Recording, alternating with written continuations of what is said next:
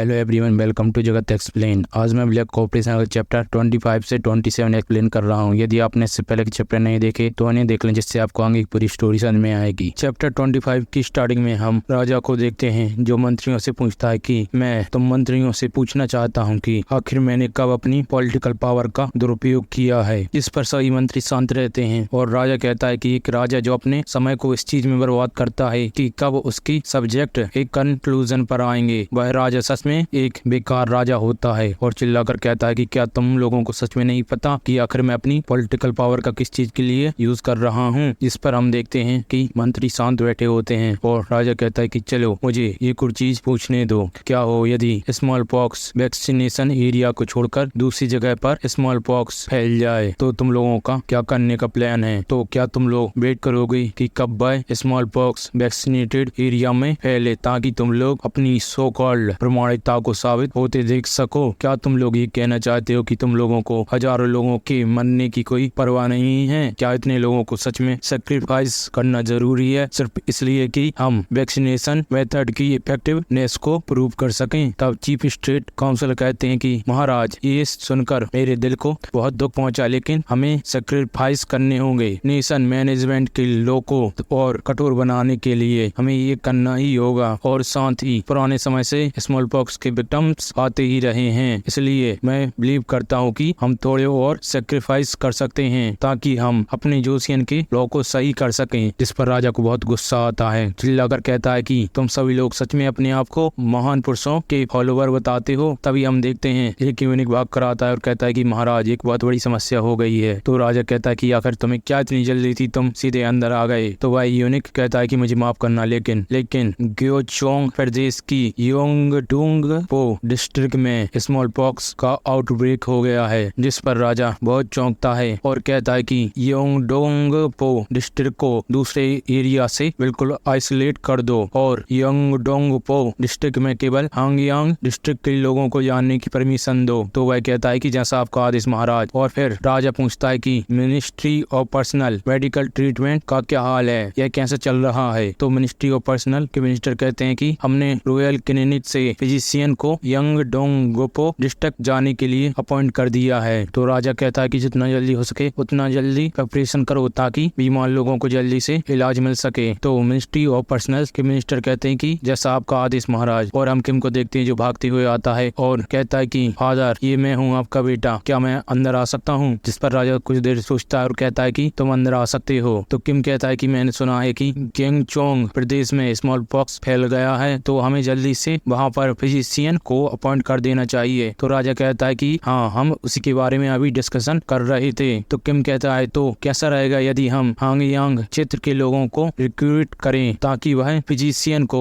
ग्योचोंग प्रदेश में मदद कर सकें? तो चीफ स्टेट काउंसिलर कहते हैं कि ये तो बहुत जल्दबाजी वाला मूव होगा। तो किम कहता है कि फिजिशियन पेशेंट को ट्रीट करने में बिजी हैं, इसलिए उन्हें और ज्यादा मैन पावर की जरूरत होगी। और यदि हम ग्योचोंग प्रदेश के लोगों को डिप्लॉय करें जिन्हें स्मॉल पॉक्स बीमारी नहीं है, तो स्मॉल पॉक्स का फैलने का खतरा और ज्यादा बढ़ जाएगा। इसलिए हमें हायांग सी पीपल को रिक्रूट करना चाहिए ताकि वह फिजिशियन की ग्योचोंग प्रदेश में मदद कर सकें। हम उन्हें इसके बदले में तनख्वाह देंगे, इससे फिजिशियन का वर्क भी कम हो जाएगा और हम लोग स्मॉल पॉक्स को और ज्यादा फैलने से रोक सकते हैं। तो चीफ स्टेट काउंसिलर कहते हैं कि क्राउन प्रिंस हम ऐसा नहीं कर सकते। यदि हम ऐसा करेंगे तो उन लोगों को भी स्मॉल पॉक्स हो जाएगा और उनके द्वारा स्मॉल पॉक्स इस जगह भी फैल सकता है। आखिर कौन लोगों की सेफ्टी की रिस्पॉन्सिबिलिटी लेगा? तो किम कुछ देर शांत रहता है और कहता है कि मुझे वेरिफिकेशन प्रक्रिया की प्रामाणिकता पर कोई संदेह नहीं है। यदि इस घटना से वेरिफिकेशन की प्रामाणिकता साबित नहीं हो पाई तो मैं अपनी क्राउन प्रिंस की पोजीशन को छोड़ दूंगा। इतना सुनते ही सभी लोग चौंक जाते हैं और राजा कहता है कि क्राउन प्रिंस सही है। तो तब किम उन्हें बीच में रोक कर कहता है कि मुझे वेरिफिकेशन की प्रामाणिकता पर इतना विश्वास है कि मैं इसके लिए तक तैयार हूँ। यदि हायांग के लोग मदद करने से मना कर दे तो आप मुझे प्लीज वहाँ पर सेंड कर देना। मैं वहाँ जाकर बीमार लोगों को ठीक करने में मदद करूंगा। इस पर सभी लोग शांत रहते हैं और हम इतिहासकार को देखते हैं जो मन में सोचता है कि ये फिर से शुरू हो गया। तब राजा कुछ देर शांत रहता है और कहता है कि मिनिस्टर ऑफ पर्सनल्स एक डिग्री को हांगयांग पीपल के लिए इशू कीजिए जहाँ पर आप वर्कर्स को गैदर करेंगे। तो मिनिस्ट्री ऑफ पर्सनल्स के मिनिस्टर कहते हैं कि आपका जैसा आदेश महाराज। और फिर राजा कहता है कि क्राउन प्रिंस, इसे ध्यान से सुनो, इससे फर्क नहीं पड़ता कि तुम कितने डेस्परेट हो, लेकिन तुम्हें जल्दबाजी में ऐसी चीजें नहीं कहना चाहिए, यह तुम्हारी ड्यूटी के प्रति धोखा है। तो किम कहता है कि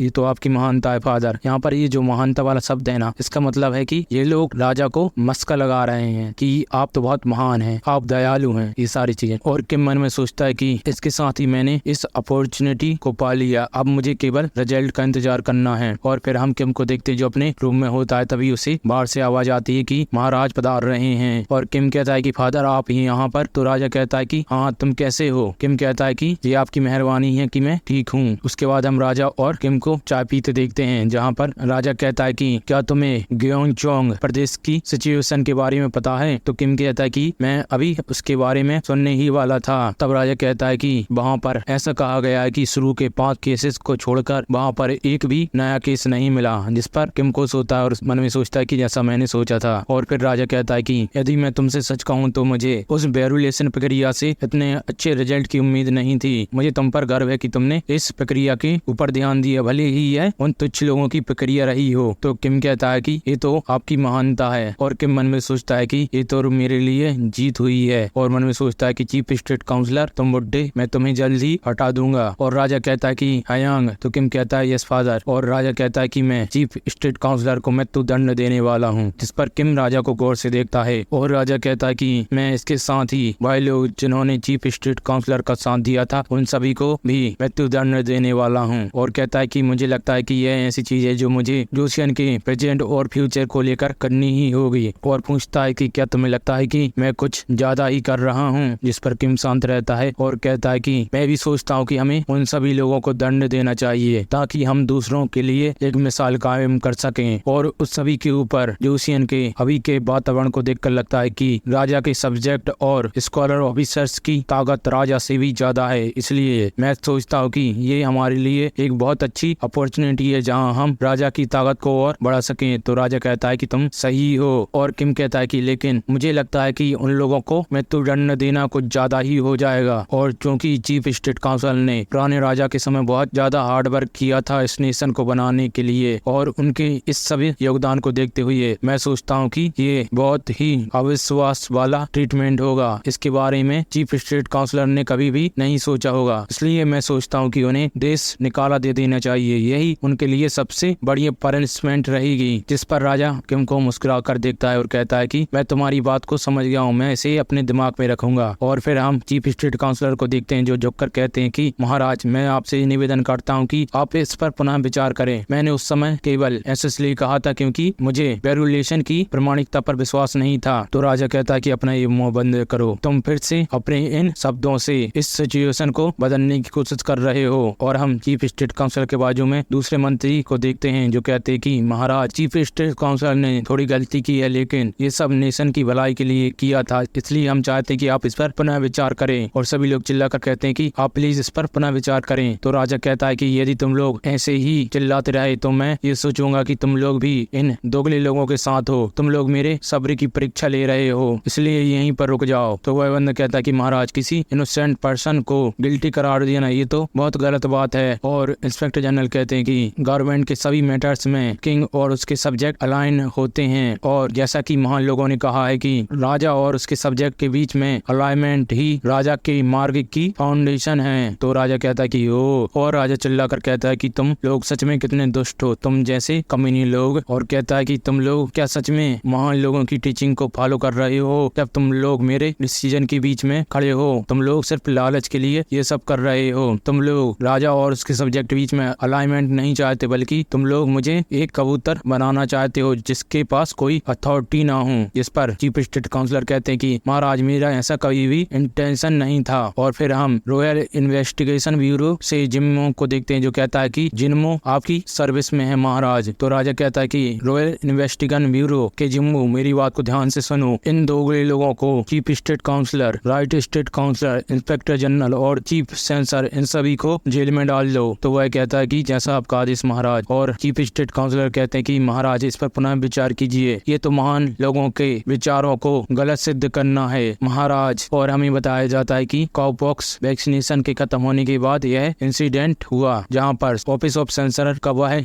ऑफिसर जिसने क्राउन प्रिंस को उनकी पोजीशन से हटाने की बात की थी उसे राजद्रोह के जुर्म में कैद किया गया और उसके गले में हेलमेट कसकर उसे 1000 माइल्स दूर छोड़ दिया गया और राजा को गलत मार्ग पर अपनी उन नैरो माइंडेड तर्क से ले जाने के लिए chief state counsellor, right state counsellor, inspector general और चीफ सेंसर के फैमिली मेंबर्स को उनकी रॉयल स्टेटस से निकाल दिया गया और उन्हें एक सामान्य नागरिक माना गया। लेकिन जो क्रिमिनल मतलब कि चीफ स्टेट काउंसलर और दूसरे लोग, उन सभी को 1000 माइल्स दूर भेज दिया गया और उनकी 80% प्रॉपर्टी को जब्त कर लिया गया। और हमें बताया जाता है कि अंत में उन सभी लोगों को ये सजा फेस करनी पड़ी जिन्होंने क्राउन प्रिंस के जोशियन में रैपिड चेंज को नहीं अडॉप्ट कर पाए। और हम किम को देखते हैं जो कहता है कि फिर भी मैंने उन सभी को जिंदा छोड़ दिया। चैप्टर 26 की स्टार्टिंग में हमें बताया जाता है कि बॉय फिक्सन जो क्राउन प्रिंस के खिलाफ था उसे निकाल देने के बाद समय बहुत जल्दी पास हुआ और जल्द ही स्प्रिंग आने वाली है। और हम राज्यसभा का सीन देखते हैं जहाँ राजा कहता है कि ऐसा लगता है कि सभी लोग आ गए हैं, मैं एक बहुत बड़ी अनाउंसमेंट करने वाला हूँ आज। और फिर मिनिस्ट्री ऑफ पर्सनल के मिनिस्टर राजा को देखते हैं और मन में सोचते हैं कि आखिर क्राउन प्रिंस ने कौन सी मेथड यूज की है जिससे कि राजा इतने ज्यादा ट्रांसफॉर्म हो गए हैं। और हम राजा को देखते हैं जो अब बहुत ज्यादा स्वस्थ लग रहा होता है, जिसका वजन भी कम गया होता है। और हम देखते हैं जो कहता है कि जोशियन के भले के लिए मैं बहुत बड़े रिफॉर्म करने वाला हूँ। और हम उसके हाथ में एक बुक देखते हैं जिसमें लिखा होता है जोशियन रिफॉर्मेशन प्लान। ये सुनकर सभी मंत्री चौंकते हैं और हम किम की आंखों में गड्ढा देखते हैं जो मन में सोचता है कि ये फाइनली शुरू होने वाला है। और फिर हमें कुछ हफ्तों पहले का सीन दिखाया जाता है जहाँ रात को किम सो रहा होता है, तभी उसे बाहर से राजा की आवाज सुनाई देती है जो पूछते हैं कि हयांग क्या तुम सो रहे हो। तो किम मन में सोचता है कि फादर और कहता है कि नहीं आप अंदर आ सकते हैं। तो राजा कहता है कि नहीं, मुझे केवल वह चार्ट चाहिए था जो तुमने प्रेजेंटेशन के दौरान यूज किया था। तो किम कहता है कि वह चार्ट तो राइटिंग टेबल के ऊपर रखा है, आप वहाँ से ले सकते हैं। और राजा कहता है कि थैंक यू और कहता है चीफ यूनिक तुम जाकर वह मेरे लिए ले आओ। जिस पर चीफ यूनिक कहता है जी महाराज। और राजा कहता है कि ठीक है तो मैं जा रहा हूँ, तुम वापस सो सकते हो। तो किम कहता है कि ठीक है और मन में सोचता है कि आखिर इतनी रात को चल क्या रहा है। कहता है कि मैं नहीं जानता, मुझे तो बहुत ज्यादा नींद आ रही है। और हमें बताया जाता है कि अयांग को कुछ आइडिया नहीं था कि सुजेओंग का उस रात को उसे विजिट करने के कारण एक बहुत बड़ा फैन उसे अप्रोच कर रहा है। और फिर हम किम के कमरे का सीन देखते हैं जहाँ पर यूनिक कहता है कि महाराज यहाँ पर हैं। तो किम पूछता है कि फादर आप यहाँ पर। तो महाराज पूछते कि मुझे चार्ट का ये चीज समझ में नहीं आ रहा, क्या तुम मुझे ये चीज एक्सप्लेन कर सकते हो। तो किम कहता है कि बिल्कुल आप अंदर आ जाइए। और फिर हमें अगले दिन का सीन दिखाया जाता है जहाँ पर किम राजा के साथ खाना खा रहा होता है और राजा पूछता है कि हयांग ये सोचने वाली बात है कि तुमने जो चार्ट में ऑर्गेनाइजेशन बनाई थी। और फिर हम फिर अगले दिन का सीन देखते हैं जहाँ पर राजा पूछता है कि हयांग तो यदि हम इसे समराइज करें। और किम मन में सोचता है कि ये आदमी क्या ये बिल्कुल भी नहीं थकता। और हम राजा को देखते हैं जो लिखते ही जा रहा होता है और किम मन में सोचता है कि अभी रात के 1 बज रहे हैं, ये इंसान थकने की जगह इसकी आंखें तो बहुत चमक रही हैं, इन्हें देखकर ऐसा लगता है कि यह बहुत आगे तक जा सकता है। और राजा कहता है कि मुझे लगता है कि तुम्हें ये पार्ट समझ में नहीं आया तो मैं इसे तुम्हें फिर से एक्सप्लेन कर देता हूँ। तो किम कहता है कि नहीं मुझे ये अच्छे से समझ में आ गया है। तो राजा कहता है कि मुझे खुशी है कि मेरा बेटा बहुत इंटेलिजेंट है। तो किम रोते हुए कहता है कि मुझे खुशी है कि आप खुश हैं फादर। और फिर हम प्रेजेंट का सीन देखते हैं जहाँ राजा के हाथ में रिफॉर्मेशन का प्लान होता है और राजा कहता है कि मैं सही मिनिस्टर से उम्मीद करता हूँ कि आप सभी इसे क्लोजली से एग्जामिन करेंगे और यदि किसी जगह प्रॉब्लम आ रही है तो आप उसमें इम्प्रूवमेंट करेंगे। तो सभी मंत्री कहते हैं कि हमने आपका आदेश रिसीव कर लिया महाराज। और राजा कहता है कि यदि तुम में से कोई अच्छी प्लान के साथ आए तो मुझे इसे जरूर रिपोर्ट करना। और हमें सेजोंग के रिफॉर्मेशन प्लान को बताया जाता है कि इस रिफॉर्मेशन में सबसे पहले सेंट्रल गवर्नमेंट को रिऑर्गेनाइज किया गया जहाँ पर हम देखते हैं कि सबसे ऊपर राजा होता है और उस राजा के नीचे मिनिस्ट्री ऑफ पर्सनल होती है और मिनिस्ट्री ऑफ मिलिटिकल अफेयर होती हैं और वित्त मंत्रालय होता है। और उसके बाद राजा के पास 3 ऑफिस होती हैं और उसके नीचे ministry of commerce, ministry of law और मिनिस्ट्री ऑफ रिचुअल्स होते हैं और उसके नीचे 3 ऑफिस के अदर डिपार्टमेंट होते हैं। और हमें बताया जाता है कि यह सिंजोंग द्वारा बनाया गया न्यू एडमिनिस्ट्रेशन मॉडल था जहाँ पर 6 मिनिस्टर को इस पूरी प्रक्रिया से बाहर कर दिया गया। और हमें बताया जाता है कि दूसरा रिफॉर्म लोकल एडमिनिस्ट्रेशन ऑर्गेनाइजेशन में किया गया। और हमें बताया जाता है कि हांगयांग प्रोविंस में 5 प्रदेश हैं, गोंगयोंगी प्रोविंस में 7 और गोंगबोंग प्रोविंस में 5 प्रदेश हैं। सभी प्रदेश ने अपनी लोकल एडमिनिस्ट्रेशन ऑर्गेनाइजेशन बना ली थी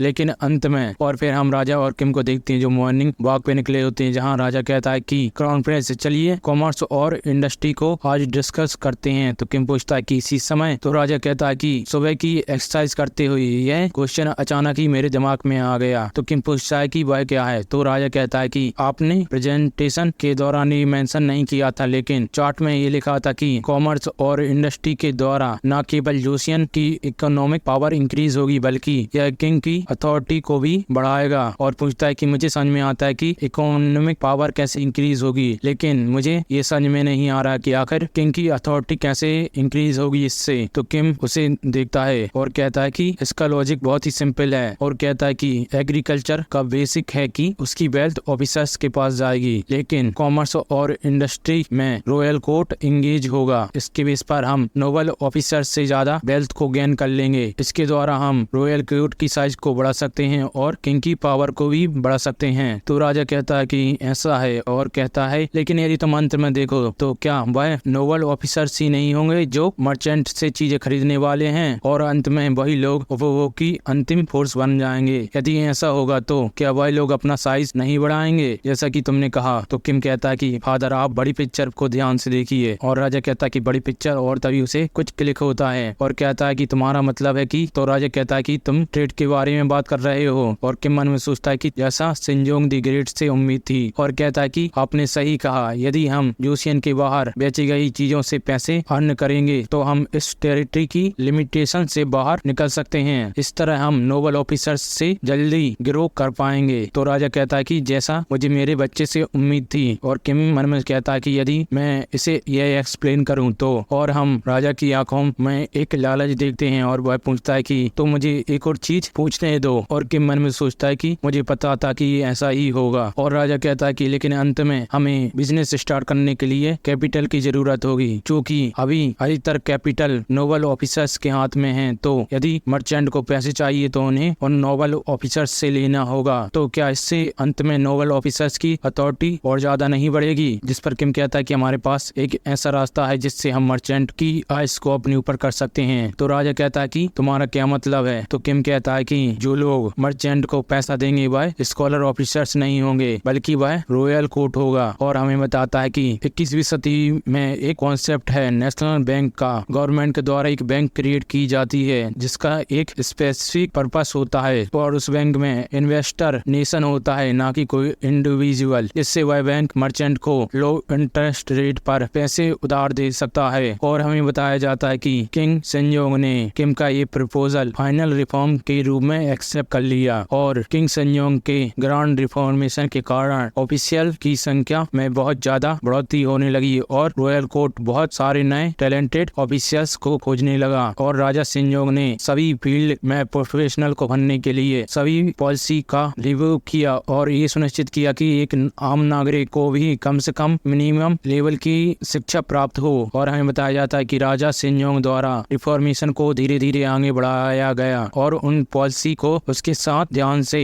अलाइन किया गया ताकि वह रिफॉर्मेशन के इफेक्ट को ऑब्जर्व कर सकें। लेकिन समय समय पर छोटी और बड़ी प्रॉब्लम न्यू रिफॉर्मेशन को इम्प्लीमेंट करते समय आती रही, लेकिन अंत में समय के साथ यह पॉलिसी स्टेबलाइज हो गई, और इस पॉलिसी को फुल्ली स्टेबलाइज होने में 15 साल लग गए। और हमें बताया जाता है कि फ्यूचर में इतिहासकारों ने इस साल को ईयर ऑफ ड्रैगन रिफॉर्मेशन का नाम दिया। और फिर हम राजा और किम को देखते हैं जो टहल रहे होते हैं, और राजा कहता है कि हयांग थैंक यू, इसमें थोड़ा समय लगा लेकिन तुम्हारी वजह से ही आज जोशियन के नागरिक एक अच्छा जीवन जी रहे हैं। तो किम अंगूठा दिखाकर कहता है कि मुझे खुशी हुई कि मैं इसमें आपकी मदद कर सका, और मन में सोचता है कि यह मेरा पहली बार है जब मैं किसी एक ऐसे इंसान को देख रहा हूँ जो मुझसे भी ज्यादा परेशान है। जिस पर किंग हंसता है और कहता है कि तुम छोटे बच्चे। तो किम कहता है कि ये कितना अच्छा होता है यदि आप मुझे हॉलो ऑफ बर्थीज स्कॉलर्स के साथ काम करने देते। और किम कहता है कि यहाँ पर कोई जरूरत नहीं थी कि फादर स्वयं सारा वर्क करें। तो किंग थोड़ी देर शांत रहता है और कहता है कि तुम बच्चे ये सब जोशियन के लिए है। आखिर कोई राजा बिना इसे प्रॉपर्ली समझे कैसे रह सकता है। और राजा उसके सर पर टपली मारता है। तो किम अपनी टोपी संभाल कर कहता है कि, तो किम कहता है कि ये ऐसा नहीं था, मैं कह रहा हूँ कि यदि मैं मिनिस्टर्स के साथ काम करता और रिजल्ट की रिपोर्ट आपके हाथ में देता तो राजा कहता है कि हाँ तुम मुझे बताओ कि तुम किसे चुनोगे। तुम किसी चीज को खुद समझोगे और उसे डायरेक्ट एक्सपीरियंस करोगे, या फिर तुम दूसरों के द्वारा उसे सुनोगे और समझोगे। तो तुम्हें क्या लगता है इन दोनों में से कौन सी चीज हमें एक बेटर रिजल्ट दे सकती है। जिस पर किम शांत रहता है और राजा कहता है कि मैं एक ऐसा राजा नहीं बनना चाहता जो केवल सील लगाए। है और कहता है कि चलो अब यहाँ से चलते हैं। जिस पर किम मन में सोचता है कि जैसा मैंने सोचा था, इससे फर्क नहीं पड़ता कि मुझे कितना फ्यूचर पता है, लेकिन यहाँ पर एक ऐसा इंसान है जिसे मैं कभी पीछे नहीं छोड़ सकता। और फिर हम आखिरी में एक पैनल देखते हैं जहाँ राजा किम से थम्स अप का मतलब पूछता है, जिस पर किम कहता है कि इसका मतलब है कि ऑसम। तो राजा पूछता है कि ऑसम का क्या मतलब है, तो किम कहता है कि ऑसम का मतलब है कि आप सर्वश्रेष्ठ हैं। चैप्टर 27 की स्टार्टिंग में हम किम के रूम का सीन देखते हैं जहाँ पर यूनिक कहता है कि महाराज पधार रहे हैं। तो किम राजा को देखकर कहता है कि फादर आप यहाँ पर। तो राजा कहता है कि हाँ यांग, मैं तुम्हारे चार्ट को फिर से देख रहा था और उसमें कुछ ऐसी चीज थी जिसे लेकर मैं क्यूरियस हूँ। तो किम कहता है कि आपका ये वेटर रेस्ट करना चाहता है, प्लीज मुझे थोड़ा समय रेस्ट करने के लिए भी दीजिए। तो राजा कहता है कि तुम बच्चे इस बार ये रिफॉर्मेशन प्लान से डिफरेंट है। तो किम पूछता है कि क्या मैटर है। तो राजा कहता है कि तुमने अपनी प्रेजेंटेशन में कुछ पॉलिसी मेंशन की थी, लेकिन मैं सोच रहा था तुमने आखिर मिलिट्री के बारे में कुछ मेंशन क्यों नहीं किया। जिस पर किम चौंकता है और राजा कहता है कि अब ये मत कहना कि तुम्हें इसका कोई आइडिया नहीं है। तब किम शांत रहता है और एक हल्की मुस्कान देता है, जिसे देखकर राजा कहता है तुम छुपे रुस्तम। और फिर किम कहता है कि यदि मैं प्रेजेंटेशन में मिलिट्री का मेंशन करता तो वहाँ पर बहुत ज्यादा हंगामा होता। और पूछता है कि फादर आप अभी की मिलिट्री के बारे में क्या सोचते हैं। और राजा कहता है कि मुझे लगता है कि अभी हमारी कंट्री बहुत अच्छे से स्थिर नहीं हुई है, इसलिए मुझे लगता है कि हमें एक प्रॉपर सिस्टम बनाने की जरूरत है। उसके लिए हमें बहुत सारा पैसा और मैन पावर लगेगी ताकि हम जोशियन पर आने वाले किसी भी खतरे से निपट सकें। तो किम मन में सोचता है बहुत अच्छा, और किम मन में सोचता है कि समय आ गया है। तो राजा पूछता है कि यांग तुम इसके बारे में क्या सोचते हो। तो किम कहता है कि मैं भी ये सोचता हूँ कि ये बहुत ज्यादा जरूरी है, स्पेशली हमें हमारी नेवल फोर्स की ताकत को और बढ़ाना होगा। तो राजा कहता है नेवल फोर्स। तो किम कहता है कि हाँ, दुर्भाग्य से हमारी जोशियन राज्य के पास इतनी ज्यादा नेवल फोर्स नहीं है जो समुद्र में अपनी ताकत को दिखा सके। और आपको तो पता ही होगा कि कुछ साल पहले जब हमने तुसीमा आइलैंड पर कब्जा किया था तब नौसेना में आधे से ज्यादा सैनिक ऐसे थे जिन्हें प्रॉपर ट्रेनिंग नहीं मिली थी, जिसके कारण से हम अपनी एक्चुअल पावर का केवल हाफ पावर ही शो कर पाए। और हमारी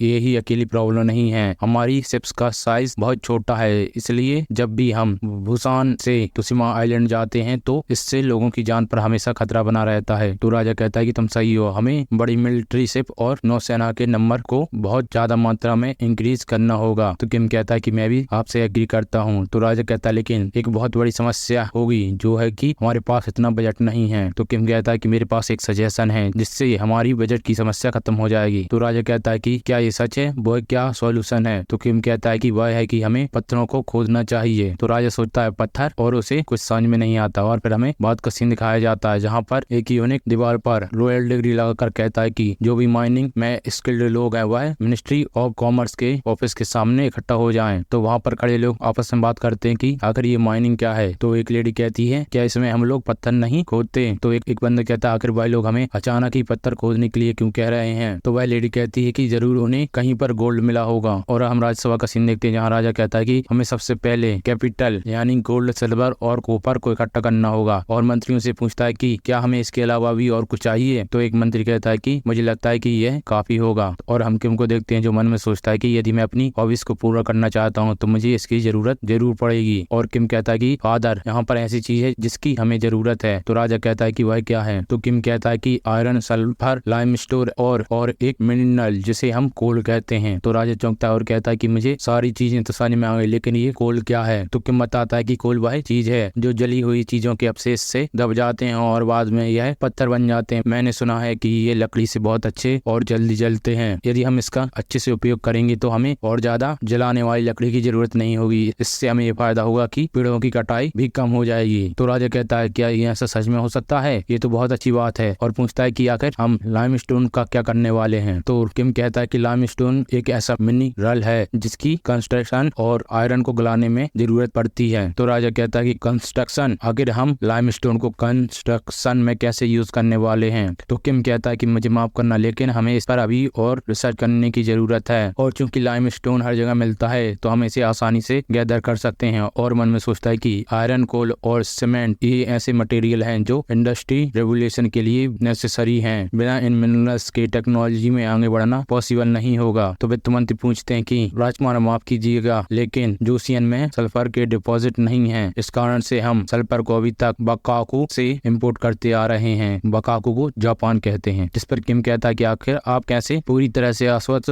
हो सकते हैं कि हमारे पास सल्फर के डिपॉजिट नहीं है। ऐसा भी तो तो हो सकता है कि हमें अभी तक सल्फर के डिपॉजिट मिले ना हो, सल्फर जो बकाकू में मिला और साथ ही यह मेगी एम्पायर में भी मिलता है, तो आखिर यह हमारी कंट्री में क्यों नहीं मिल सकता। मुझे तो इसमें कोई सेंस नजर नहीं आता कि ये हमारी कंट्री में नहीं होगा। हाँ, ऐसा हो सकता है कि यह बहुत डिफिकल्ट जगह पर हो जहाँ पर हम इसे ढूंढ नहीं पा रहे हों। और सल्फर का सबसे इम्पोर्टेंट रोल है कि इससे गन पाउडर बनाया जाता है। ये मटेरियल हमारे नेशनल डिफेंस के लिए सबसे महत्वपूर्ण मटेरियल है। यदि हम दूसरे देशों पर इसके इम्पोर्ट के लिए डिपेंड रहेंगे तो यह हमारे यूएन के लिए एक दिन बहुत बड़ी समस्या बन जाएगा, जिस पर सभी मंत्री किम की बात समझ जाते हैं और कहते हैं कि आपने सही कहा क्राउन प्रिंस, हमें इसको जरूर देखना चाहिए। और एक मंत्री कहता है कि ये अच्छा होगा यदि हम माइनर से ही कहीं की माइनिंग करते समय सल्फर पर और अच्छे से ध्यान दें। और किम मन में सोचता है कि जैसा मैंने सोचा था, यदि मैं नेशनल डिफेंस को इसमें मेंशन करूं तो चीजें बहुत आसान हो जाएंगी। और फिर हमें बताया जाता है कि यूएन के 8 प्रदेशों से टैलेंटेड माइनर्स को हांगयांग में इकट्ठा किया गया और किंग सिंजोंग ने